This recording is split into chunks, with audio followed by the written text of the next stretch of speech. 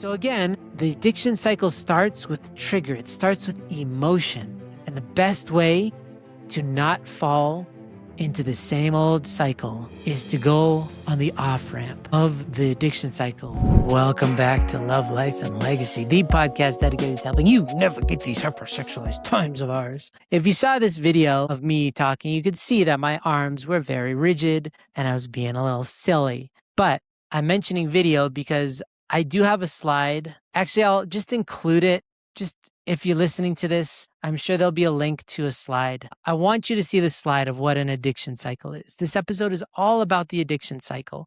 And we've talked about this in the past. We have entire talks that address this, but they were primitive at the time. And I've recently, this week, had a breakthrough about how to create a different path, a very clear way to get on the off-ramp away from the addiction cycle and to form a new positive cycle of connection. It's pretty simple. If you listen to the entire episode, maybe it starts to seem more complicated, but then I refine it and repeat it so that it becomes very simple. This is the type of life-altering process that will change your outcomes and will make it so that you're not a victim of circumstance any longer, but the perpetuator of the reality that you choose, the owner of your own personal channel book. So please listen for sure, but watch if you can the video. This will be on YouTube. Otherwise, just click on the link so that you can see this addiction cycle that I'm referring to.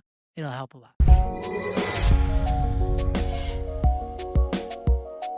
All right. So today we're going to go on a little bit of an adventure. We're going to go round and round a cycle, an addiction cycle.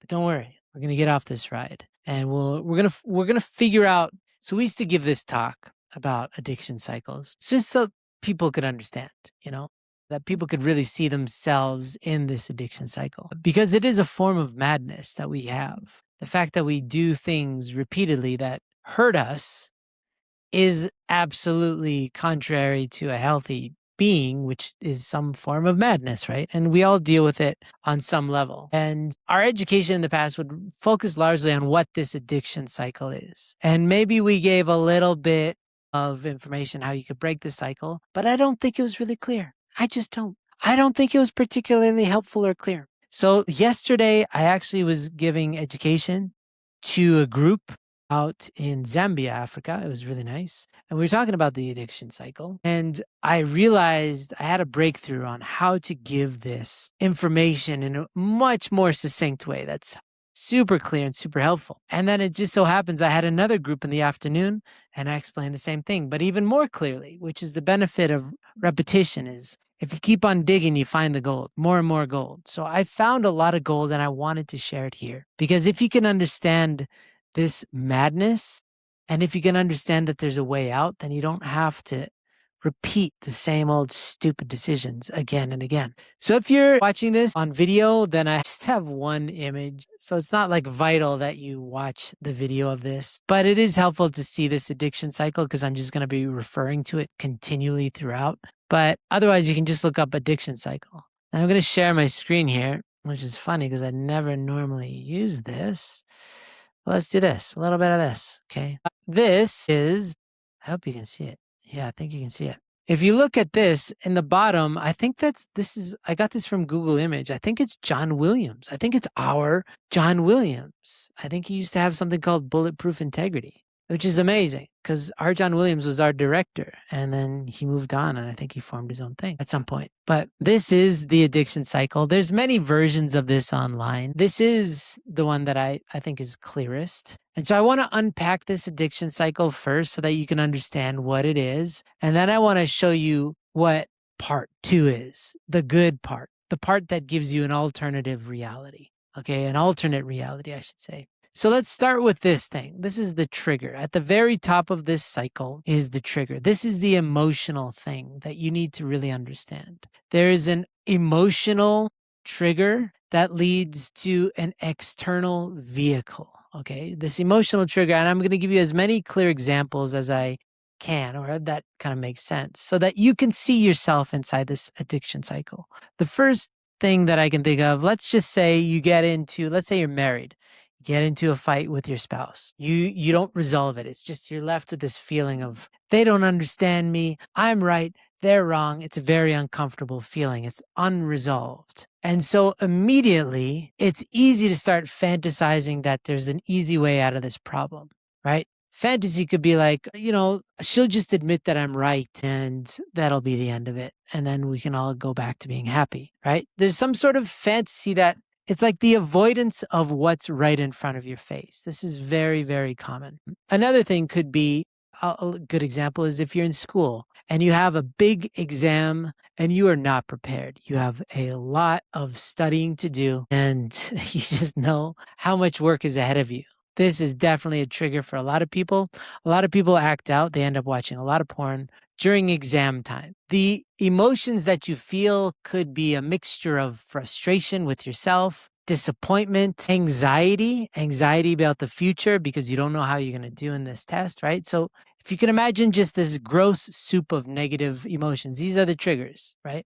The fantasy becomes, I just need a break. It's like, let me just turn on Netflix. Let me just scroll real quick on Instagram, which obviously turns into some sort of a binge more often than not for people because they're running away from this disgusting feeling that they feel, whatever it is, the anxiety, the fear, the self-hatred for why didn't I study more before, whatever it is. Let me just scroll a little bit becomes the fantasy, okay? You are now, if you can imagine these first two steps, you're feeling a strong feeling. You don't want to feel the feeling. So you start to look for an escape from that feeling. You start looking around. Where else can I be other than reality? None of this is conscious, by the way. You are just feeling a feeling and then you're running away from it. But at no point are you saying these words like, I am feeling this feeling and I want to run away. That comes later when you become more self-aware. But for the most part, people don't even understand this first thing, this trigger. They don't understand that they are triggered and they don't understand which emotion they're feeling. They are in this moment fully possessed by the emotion. They just are angry. I am angry. I am sad. I'm depressed. I'm freaking out, right? People say this kind of stuff because they are possessed by the emotion. It just becomes their reality.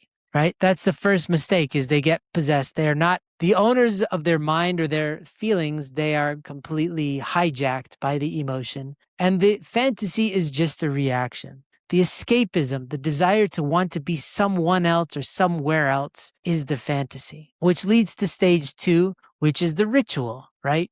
And so, like I said, the triggers that we experience are emotional in nature. That's how they start. And then they look for a vehicle. So the fantasy is the desire to want to escape, but the ritual is where do you go to escape? Now, people often have a few different forms of escapes, right? I have used food in the past. I was using this example. It's kind of a ridiculous example, but I went through a difficult time in my life. I was about 24, something like that, 25 years old. And I was really close to having a lot of my dreams fulfilled, but then a lot of them didn't come to fruition. And then I was left with nothing. For 3 months, I was just floating. I didn't know what to do with myself. But no matter what happened, I usually ended up in front of the fridge. And always in my fridge, somehow, for some reason, there was a block of that bright orange cheddar cheese. And I would just take a slice. But then it would taste so good that I would want another slice. And I'd be like, what if I also added crackers? And I was like, oh, that was good. What if I had 2 crackers and and then it just turned into I'm eating a lot of cheese. Cut to, I gained 20 pounds, Cut to, I was like, what is this? Fat around my belly. And it was merely the fact that when I didn't know what to do with myself, I'd end up using cheese of all things as my form of escape. But because of high noon, obviously we know that fantasy leads to sexual fantasy because sex is so captivating that it's always right next door. Fantasizing about being somebody else or doing something more adventurous often then skips right to sex, right? And so the ritual often becomes I take out my phone and I start scrolling. And you don't go just to your phone. You go to that one app in your phone that you tend to go to when you're struggling, aka Instagram or TikTok. Usually but for some people, it's also Reddit or YouTube, right? But that's the appetizer. they kind of know, a lot of people who are really in this addiction cycle know on some level that that they don't really want that it's not, they want what's next, which is usually porn for a lot of people, right? This could also be alcohol. It could be drugs. It could be anything, right? But even alcohol, you don't just drink random stuff. You don't just like, there's a certain type of alcohol that calls to you and a certain type of glass, right? I know some people that drink way too much wine or whiskey or something because it's how they associate the feeling of relaxing with a type of alcohol, right? But it could, honestly speaking, the most prevalent one out there, we do it all the time, is our phone. And again, it's not your phone, it's an app on your phone, which leads invariably to acting out. So again, if it's for me, the cheese instance, then it's just me binging cheese. But it could just be as easily, binging on porn, masturbating. This is also common. And what you're doing in this state is you're not escaping your problems. You're numbing the pain of your problems. The example I use here is Tylenol or ibuprofen or acetaminophen, one of these things pills that we take to get rid of our headaches. In fact, they are not getting rid of our headaches. They're numbing the receptors of pain that show us that we're in pain. So it doesn't remove the problem. It numbs the pain from whatever headache we have.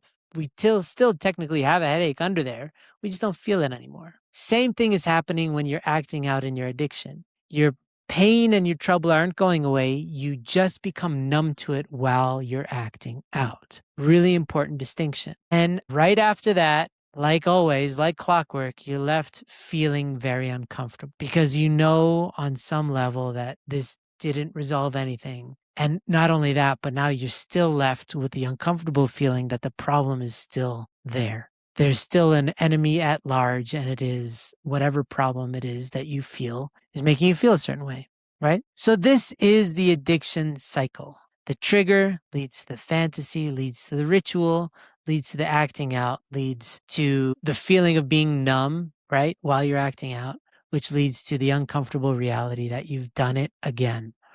And what happens during this last thing, this discomfort that you're feeling? Well, the desire to want to run away again, because this discomfort was actually the trigger in the first place. They're one and the same. But the more that you go down this cycle, the more that the discomfort leads to fantasy. They're like inextricably linked. And it's so hard to stop yourself from drifting off into fantasy when you're triggered. It becomes really, really hard to actually just deal with the feelings themselves.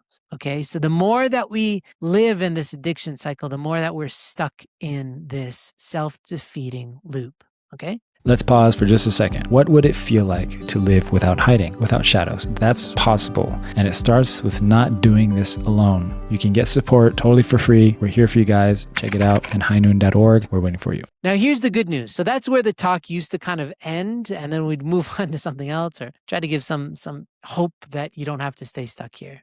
But in the research that I've been doing and the talks that I've been giving, we're always learning more here at High Noon. And the exciting part is this, the trigger. If you look at this trigger really well, that's where everything begins and that's where it can end. So I'm going to give you two options. Option one is you're triggered and you try to deal with it the way that you've always dealt with it. And so you end up with the same result. You end up fantasizing, ritualizing, acting out, numbing, and then you're uncomfortable, stuck, right?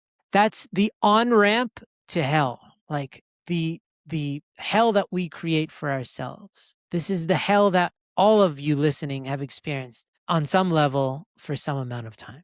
That's the on-ramp. But what's the off-ramp? Here's the quickest way to get off of this cycle. You're triggered and you connect. That's it, okay? So you're triggered, fantasize, ritualize, acting out, numbing, discomfort. And then you go and blah, blah, blah. Or triggered and you connect. Those are your two options. But think about this, okay? What does connection mean? If you've seen the two-part series, and please listen to the two-part series, it's all about connection. What is connection? But an overview is there's 4 types of connection. Connection to yourself, connection to God, connection to other people, and connection to your sense of purpose. For some reason, I've been repeating this for months. These are ideas that I came up with maybe a year ago. I made that podcast. It's been a while, but the more I give this talk, the more I realize how true it is, but also That's just the three great blessings. I didn't invent anything here. I'm just synthesizing this information that we all have access to, right? The three great blessings are kind of mind body unity and your connection to God. That's the first two. Am I connecting with myself or am I connecting with God sufficiently? And then the next one is connecting with people. That's the second blessing. And then connecting with your sense of purpose. That's absolutely the third blessing. Okay. So some examples for that are I'm triggered. First step is connecting to yourself. What am I feeling right now? Why am I so off? I'm feeling off. Is it mentally? Am I underslept? Am I hangry? Have I been sitting in front of the computer for too long? Am I harboring some negative emotion that from a conversation I had yesterday or this morning or something? What is going on? What am I feeling? And how where did this feeling come from? That's our basic assignment that life has given to us is to understand ourselves and our feelings, our thoughts, right? On some primary level, which is like, I'm feeling this and this is why. Even though it sounds foreign, it's just because we never learned this growing up. Most people, right? The second thing is to try to work this out with the divine, with your heavenly parent, with God. This is what I'm feeling. You pray about it. You go out into nature and you feel God in some meaningful way. Next is you try to connect to somebody about it. I just heard this amazing testimony from somebody yesterday. They're about to act out late at night. It was like 1 a.m. and they were like, I feel really stressed. I'm going to act out. And they're like, well, they're in a group with somebody else. And like, I wonder if anybody else is feeling the same way I am. I'm going to check up on one of them. So he called that person. It was 1 a.m, right? And they answered. And they're like, no, I'm doing fine. Thanks. Just chilling here. And then the guy after the call was like, I'm just going to go to bed. And he went to bed. I was like, after he gave me that testimony, I was like, you connected on such a basic level. And then somehow the urge just completely was lifted off of your shoulders because you were more connected. So finding ways to connect with other people meaningfully. And the last one, your sense of purpose is oftentimes the trigger is when you're feeling like a bad student. That's connected to your identity in something larger than yourself as a student. That's a role that you play. It could be that you feel lost in your career or you feel like a failure. You feel poor. You feel ineffectual. You feel like you're not contributing enough to society. These kind of things are often purpose related issues and you're drying up and you need to remember your power and remember that you can always help other people and you can make a difference. So like giving yourself bandwidth to do that, to reach out to somebody like this guy, right? I would say that example I just gave of him calling somebody else was equal parts connection to somebody, but also he felt good that he checked up on that person, right? He called this person to check up on them and it resolved a lot of his own feelings. And part of that is porn and addictions are all about the self. You're obsessed with the self. I'm bad or I feel bad. And so you either consume porn or some sort of substance or something to numb your pain. And all this, the focus is on yourself. You're forgetting the fact that you are linked and tied to this tapestry of humanity, right? So again, the addiction cycle starts with trigger. It starts with emotion. And the best way to not fall into the same old cycle is to go on the off ramp of the addiction cycle. And that means finding out where you're out of balance with your 4 forms of connection. I'm going to stop sharing. Those are my fancy graphics for today. But I hope this really makes sense. It's not complicated, nor should it be. The addiction cycle starts with an emotional trigger. And that's where you can resolve it if you have a way to connect in that moment. Connect with yourself, connect with God, the divine, connect with another person, or connect with your sense of purpose. And what that means is you don't just go through this order of like, okay, am I connected with myself? Am I connected? Like a checklist, right?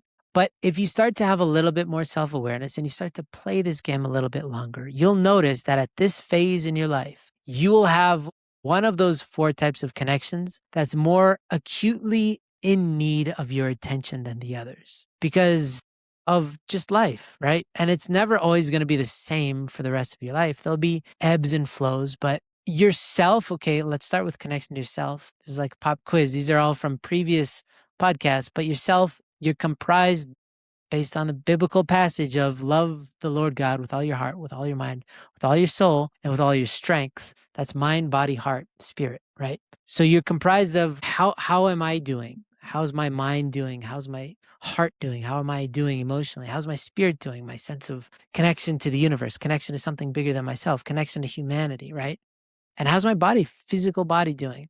When you start looking at, yeah, maybe I'm not taking care of myself. Maybe I haven't been praying enough lately. Maybe I haven't spent enough time alone just to think my own thoughts, just to meditate, just to process life. Then it starts to become, well, yeah, myself, I'm a little bit empty. I need to fill up on that. But maybe you might realize your connection to God, right? Well, yeah, I've been a stranger. I haven't gone to church in a long time. I haven't had a deep conversation about God in a long time. I haven't had a conversation with God in a long time. I haven't exercised my spirit in quite some time. Life elements, vitality elements. Life elements are connecting with God through the word, prayer, worship, some form of act of communion with the divine. And then vitality elements, doing something for other people, for humanity, with these juices that you just got from the universe, right? That's how you connect to God, right? And if you're feeling a little bit dry in that respect spiritually, I remember meeting with a guy once, and he had to have a meeting with me, and we met up at a restaurant, and he's like, my soul, what did he say? My soul feels like it's dying. It's very intense, very dramatic. And I knew what he meant. He just felt really dried up. He needed some help. And so there's a formula to that. Again, vertical is life elements, horizontal, vitality elements, what you feel and what you do. Okay. And then connection to others. Again, that's pretty clear. Am I isolating too much? When was the last time I had fun? When was the last time I had a deep conversation? When was the last time I laughed? When was the last time I cried with other people? When was the last time I experienced a sense of excitement or newness in a new environment, right? Sometimes I feel crusty because I haven't been nervous. I haven't been in that awkward situation where you have to introduce yourself in front of a bunch of strangers in too long. So I need to go do that, right? So you'll figure it out. And then sense of purpose is, yeah, do you have a way to give beyond yourself? So 4 types of connection. When you're feeling triggered, you start to look at where am I a little bit dry, and you start investing in that. You'll start to break this loop. You'll start to break this cycle. To make it even easier, I would say just do 1 and 3 first. Maybe 1, 2, and 3. It's up to you. I don't want to prescribe anything, but sense of purpose just seems very lofty in the moment. So when you're struggling and you're emotionally triggered, I think it's really best to stop and to breathe and to be like, what's going on here? What am I feeling? And then either go to prayer, but if you're also just really off, then to go call somebody and then pray after that. So it's either 1, 2, 3 or 1, 3, 2. So either talk to yourself, then talk to God, and then talk to somebody, or talk to yourself, talk to somebody, then talk to God. One or the other. Okay. I hope that's clear. This is going to be a shorter episode. I'm just going to leave it right there. But the addiction cycle is something that we can break at any time. But remember, it starts at the top, which is emotion. And that's where it's resolved, with emotions. And we're emotional, spiritual beings. So that's the root cause, but it's also the reason why we're alive, is to experience connection. And there's 4 types of connection. I'm just going to keep on repeating these talks until it's clear in everybody's mind, because this is really important information that will save your life if you apply it. So I hope it was helpful. God bless you. A strong marriage doesn't start at the blessing. It starts right now in how you live, how you grow, and who you surround yourself with. If you've been passive, unsure, or just hoping things will work out in your future blessing, this is your chance to change that. To prepare with purpose, to walk with others who are taking this seriously. If that's the kind of foundation you want in your future, guys, check us out. Join our community at highnoon.org. Totally free. We will see you there.